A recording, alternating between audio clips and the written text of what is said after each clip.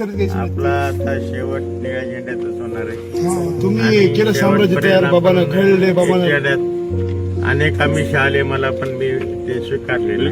पण आम्ही सगळे जे गरीब जनते जे समाजामध्ये लाभ घेतात ते बाबामुळे. समाजाने मला बाबांना पैसे मोड दिले नाही. बाबांना महानगरपालिकेपासून सगळ्याच गोष्टी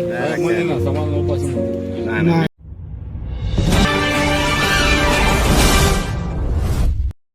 आपल्या पोलिसांनी सगळे व्हिडिओ व्हायरल झालेले असतात. प्रकाश आंबेडकर येणार आहे, तिथं रामदास आठवले येणार आहेत.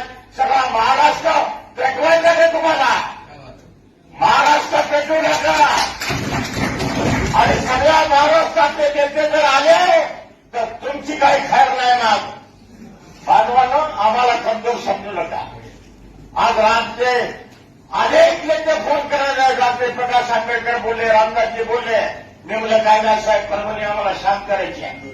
परंतु तुम्ही हे बॉम्बिंग ऑपरेशन थांबवा.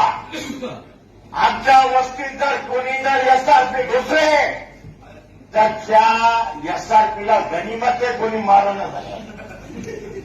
जर आम्ही आदेश दिला तर त्याची काय खरं नाही. परंतु आम्ही गुन्हेगारांचं समर्थन करणार नाही. तुम्ही सांगा.